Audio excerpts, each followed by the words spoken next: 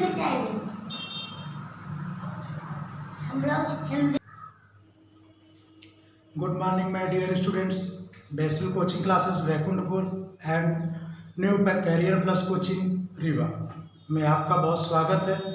आज हम बात कर रहे हैं यूनिट 3 इलेक्ट्रोकेमिस्ट्री विद्युत रसायन की। ठीक है, इस पे यदि हम बात करते हैं विद्युत रसायन की तो इसका अध्ययन हम भौतिक रसायन के अंतर्गत करते हैं। भौतिक रसायन विद्युत रसायन भौतिक रसायन की वह शाखा है जिसके अंतर्गत विद्युत ऊर्जा को रासायनिक ऊर्जा तथा रासायनिक ऊर्जा को विद्युत ऊर्जा में परिवर्तित किया जाता है, विद्युत रसायन कहलाता है। ठीक है, अब हम बात करते हैं कुछ महत्वपूर्ण परिभाषिक शब्द की। तो इसमें बात की जाती है पहले चालक, फिर कुचालक की। तो हम बात करते हैं, अब हम बात कर रहे हैं चालक की। ठीक है, तो चालक क्या होता है? वे पदार्थ जिनमें से होकर विद्युत धारा का चालन संभव होता है, अर्थात विद्युत धारा प्रवाहित की जाती है, चालक कहलाते हैं। ठीक है, अब हम बात करते हैं चालक और समझते हैं बैंड सिद्धांत के आधार पर। बैंड सिद्धांत के आधार पर तो बैंड सिद्धांत के यदि आधार पर बात करते हैं तो यहाँ पे देखिएगा, ये है आपका संयोजकता बैंड।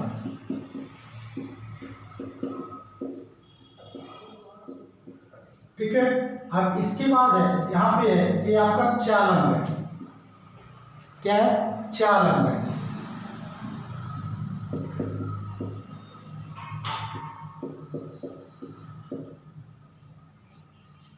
ठीक है, अब देखिएगा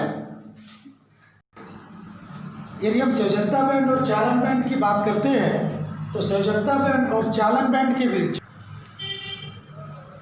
तो संयोजकता बैंड और चालन बैंड में जो एनर्जी गैप होता है, इसका एनर्जी गैप जो है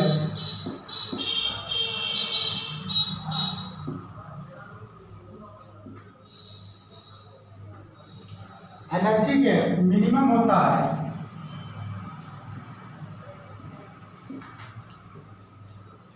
अर्थात ऊर्जा गैप कम होने के कारण संयोजकता बैंड से चालन बैंड में इलेक्ट्रॉन आसानी से प्रवेश कर जाते हैं, जिससे इनमें विद्युत धारा का प्रवाह आसानी से संभव होता है। ठीक है, अब बात करते हैं कुचालक। तो ऐसे पदार्थ जो अपने में से विद्युत धारा को प्रवाहित नहीं होने देते कुचालक कहलाते हैं।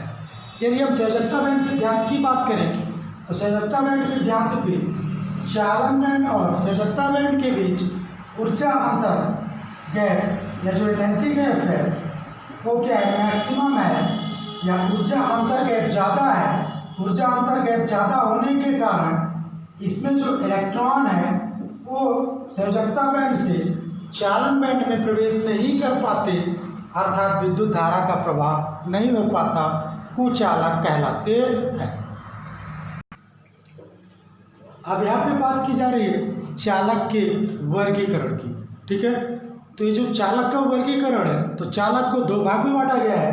पहला धात्विक चालक, दूसरा विद्युत अपघटनी चालक। अब यहाँ पे हम बात कर रहे हैं धात्विक चालक की। धातुएं विद्युत की सुचालक होती है क्योंकि इनकी सतह पर मुक्त इलेक्ट्रॉन या स्वतंत्र इलेक्ट्रॉन पाए जाते हैं, जिससे इन स्वतंत्र इलेक्ट्रॉन की वजह से इनमें विद्युत धारा का प्रवाह आसानी से होता है। ठीक है, एक बात ध्यान में रखिएगा, धातुओं में विद्युत धारा प्रवाहित करने पर कोई रासायनिक परिवर्तन नहीं होता, किंतु सूक्ष्म मात्रा में ऊर्जा निकलती है या उत्पन्न होती है। ठीक है, एक बात ध्यान में रखिएगा यहाँ पे कि विद्युत धारा का प्रवाह सदैव उच्च विभव से निम्न विभव की ओर होता है। अब हम बात करेंगे आपसे विद्युत अपघटनिक चालक या विद्युत अपघट्य की। यदि हम विद्युत अपघट्य की बात करते हैं तो ऐसे पदार्थ जो जली अथवा पिघली हुई अवस्था में अपने घटक आयन में विभक्त हो जाते हैं विद्युत अपघट्य कहलाते हैं। विद्युत अपघट्य आयनों के माध्यम से विद्युत धारा का प्रवाह करते हैं। ठीक है, जैसे अम्ल क्षार तथा लवण के विलयन। यदि हम बात करते हैं अम्ल पे सोडियम क्लोराइड NaCl की, तो Na+ और Cl- में जलीय विलयन में घटित हो जाता है। Same sodium hydroxide NaOH Na+OH- में अमोनियम हाइड्रोक्साइड NH4 पॉजिटिव और OH- में क्या होता है, विभक्त होता है। अब बात करते हैं विद्युत अपघट्य के प्रकार की, तो दो प्रकार का होता है, प्रबल विद्युत अपघट्य और दुर्बल विद्युत अपघट्य। अब हम बात करते हैं आपसे प्रबल विद्युत अपघट्य की। ठीक है, तो प्रबल विद्युत अपघट्य पे क्या होता है कि ऐसे विद्युत अपघट्य जो जली अथवा पिघली हुई अवस्था में 100% या पूर्णतः आयनित होते हैं, प्रबल विद्युत अपघट्य कहलाते हैं। ठीक है, जैसे HCl हाइड्रोक्लोरिक अम्ल, सल्फ्यूरिक अम्ल H2SO4, नाइट्रिक अम्ल HNO3, NaCl sodium chloride etc। अब बात करते हैं दुर्बल विद्युत अपघट्य की। थोड़ा सा इनमें बात कर ली जाए प्रबल विद्युत अपघट्य के लक्षण की या प्रमुख बिंदु की बात कर ली जाए, तो इसमें पहली पॉइंट तो ये होगी कि जलीय विलयन को में इनका आयनन पूर्ण होता है। जलीय विलयन में इनका आयनन पूर्ण होता है। दूसरा है ये पिघली हुई अवस्था में भी लगभग पूर्ण रूप से वियोजित हो जाते हैं। तीसरा, इनके विलयन में आयनों की संख्या अधिक होती है। चौथा, तंत्र में इनकी विद्युत चालकता पर अधिक प्रभाव नहीं पड़ता है। ठीक है, अब हम बात करते हैं दुर्बल विद्युत अपघट्य की।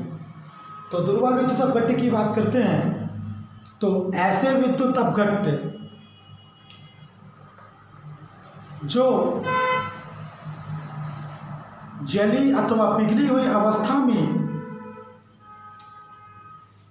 पूर्णतः अपने आयनों में विभक्त नहीं होते, दुर्बल विद्युत अपघट्य कहलाते हैं। ठीक है, जैसे यदि आप एग्जाम्पल के तौर पे बात करेंगे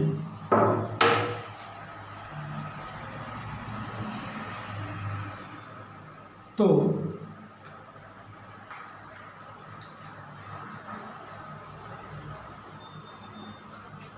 ammonium hydroxide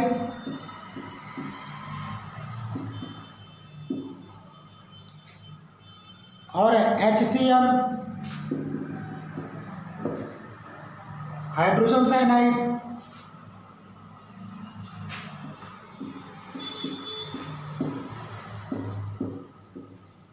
calcium hydroxide etc। अब बात करते हैं दुर्बल विद्युत अपघट्य के लक्षण या प्रमुख बिंदु की। तो दुर्बल विद्युत अपघट्य की यदि हम बात करते हैं तो इस पर आप एक बात ध्यान में रखिएगा कि पहली बात हो जाएगी कि जली अथवा पिघली हुई अवस्था में पूर्णतः आयनित नहीं होते। दूसरा, इनके विलयन की विद्युत चालकता कम होती है। तीसरा, इनके विलयन में आयनों की संख्या कम होती है। चौथा, तंत्र का इनकी विद्युत चालकता पर अधिक प्रभाव पड़ता है। ठीक है, अब हम बात करें आपसे विद्युत अपघट्य के विलयन में चालकता। विद्युत अपघट्य के विलयन में चालकता में आता है आपका ओम का नियम। ये इम्पोर्टेंट है, ओम का नियम अक्सर कई बार परीक्षाओं में पूछा गया है। तो ओम का नियम क्या होता है? तो ओम के नियम के अनुसार किसी चालक की भौतिक अवस्था में परिवर्तन ना किया जाए तो इसमें बहने वाली विद्युत धारा चालक के सिरे में उत्पन्न विभवांतर के समानुपाती होती है। अर्थात चालक के सिरों में विभवांतर जितना अधिक होगा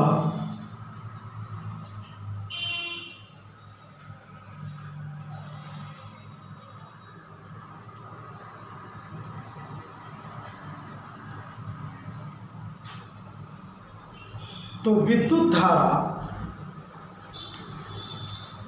उतनी अधिक होगी।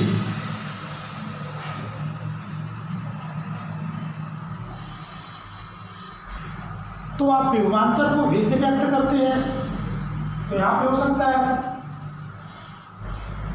विभवांतर आप ऐसा लिख सकते हैं समानुपाती विद्युत धारा।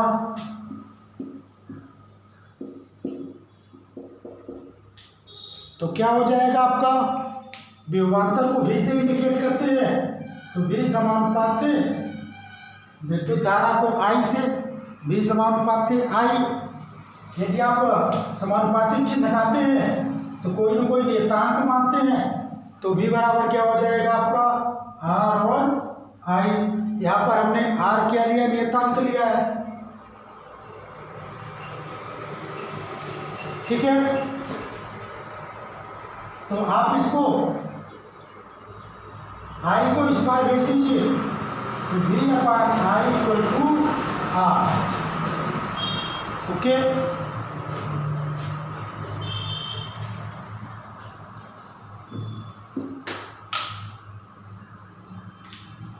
V/I = R।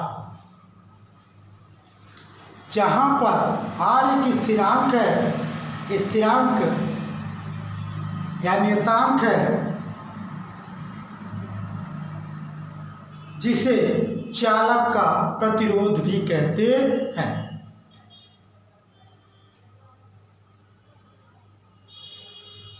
धन्यवाद।